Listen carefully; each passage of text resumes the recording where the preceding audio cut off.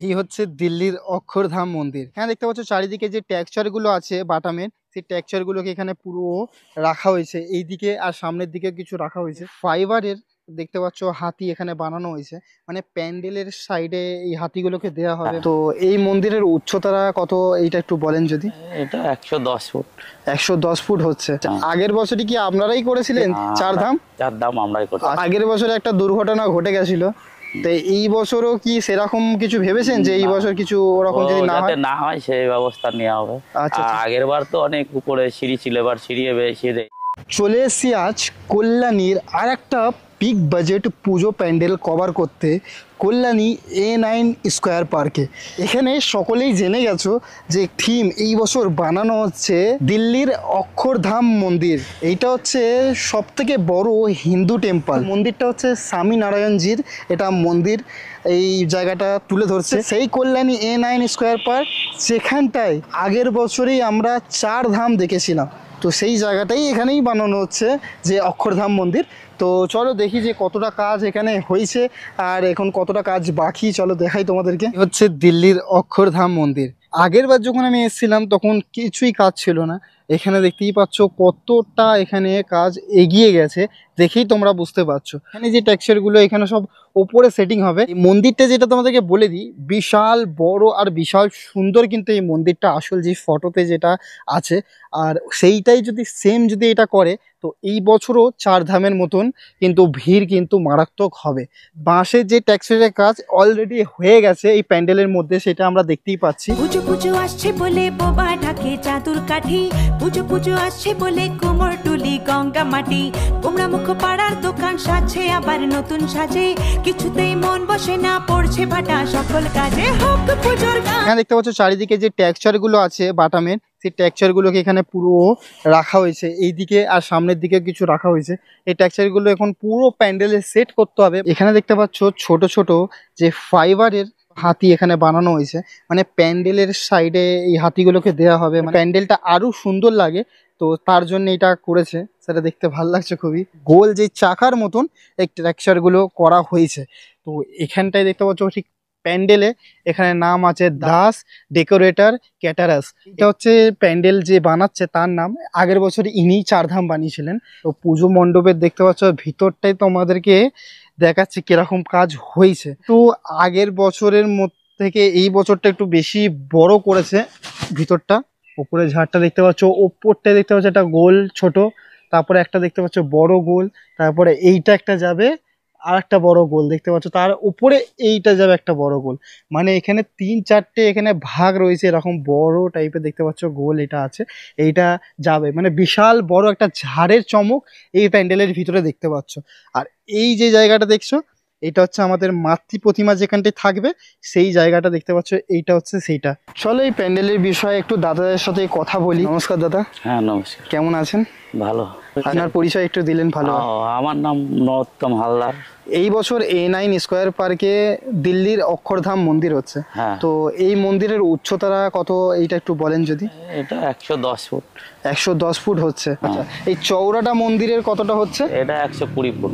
মানে চওড়াটা বেশি হচ্ছে লম্বার থেকে। এই যে কাঠের ফ্রেম গুলো আমরা দেখতে পাচ্ছি, এই ফ্রেম গুলো কোথায় লাগানো হবে? এইটা সারা বডিতে লাগানো হবে। পুরো বডিতে এটা পুরো লাগানো হবে। প্যান্ডেল কতদিনের মধ্যে কমপ্লিট হয়ে যাবে?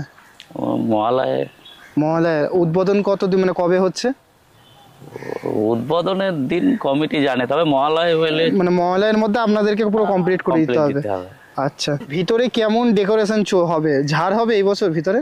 ঝাড় হবে, তবে ঝাড়টা বেশি বড় হবে না এবার। আচ্ছা, ঝাড়টা বেশি বড় হচ্ছে না, বড় নেই আর কি আমাদের। আচ্ছা, বাইরের থেকে আমরা দেখতে পাচ্ছি যে এটা মন্দির হচ্ছে, ভিতরটা ডেকোরেশনটা কিরকম? পুরো মন্দিরের মতনই থাকবে ভিতরটাও?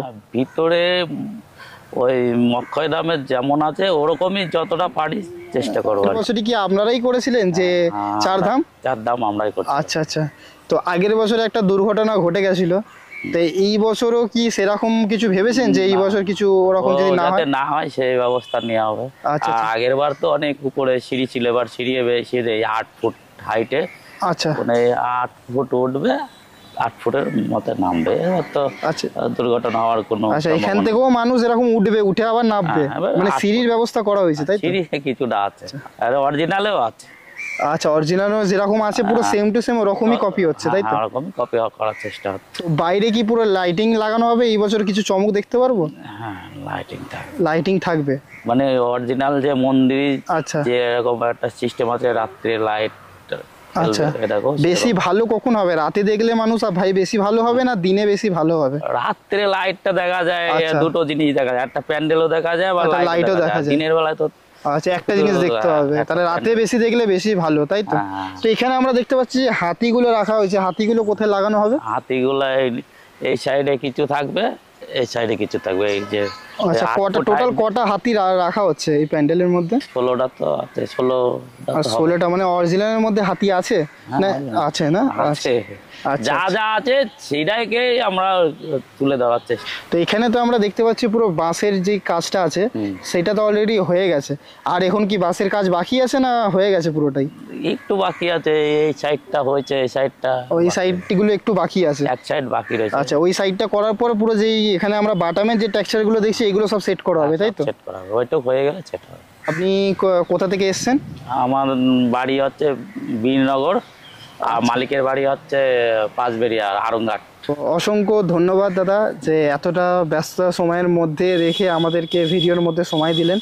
তো অসংখ্য ধন্যবাদ। A9 স্কোয়ার পার্কে তোমরা জানো যে কিভাবে আসবে, আর যারা জানো না কিভাবে আসবে, তো চলো তোমাদেরকে দেখাই যে তোমরা কিভাবে আসবে। কল্যাণীতে এসে 4 নম্বর প্ল্যাটফর্ম থেকে ঠিক এই যে রাস্তাটা আছে এই রাস্তাটা ধরে আমাদেরকে বেরিয়ে যেতে হবে। সোজা হেঁটে এই মোড় পড়বে, মোড় থেকে দেখতে পাচ্ছ এই দিক দিয়ে ঠিক বাঁ দিক দিয়ে কিছুটা আমাদেরকে হেঁটে যেতে হবে।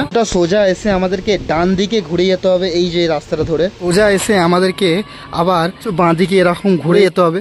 এখান থেকে সামনেই পড়বে আমাদের A9 স্কোয়ার পার্কে প্যান্ডেলটা। এখান থেকে দেখতে পাচ্ছ সামনে হবে, দেখো সামনে থেকে দেখা যাচ্ছে।